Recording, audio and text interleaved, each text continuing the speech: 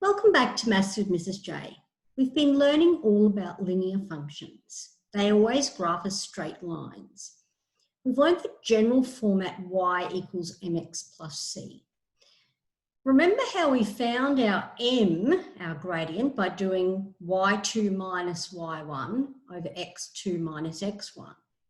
Now, that y2, x2 could actually be any general point on the line, y and x. If we have that as x, y and multiply through, we get this formula, which you will know in your sleep by the time you've finished working with it. Y minus y1 equals m times x minus x1. Now this will work whether you have a gradient and a point on the line, or whether you have 2 points on the line, or whether you have a point on the line and you're able to work out the gradient because you know that it's parallel to another line or something like that.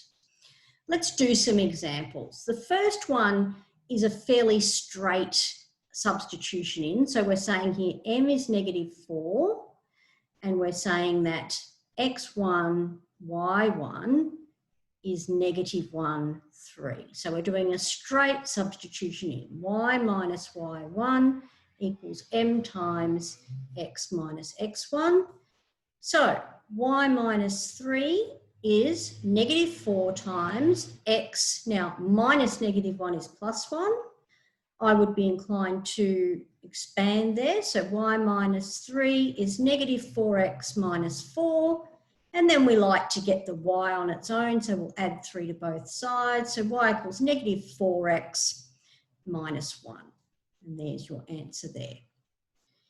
If you were to get to this stage and have a fractional gradient, I would tend to generally multiply both sides by the denominator and then get it all over the one side, like ax plus by plus c is 0.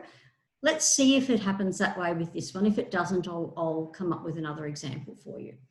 So the gradient, obviously, we need to work out first. It's y2 minus y1 over x2 minus x1, which is just 7 minus 3 over -1 minus 2. So we get 4 on -3. So yes, this will be a good example to show this to you. So I'm using this as my x1, y1. So y minus y1 equals m times x minus x1. So y minus 3 is -4 on 3, x minus 2. Now, you can expand here and just leave it with fractions and bring your 3 over.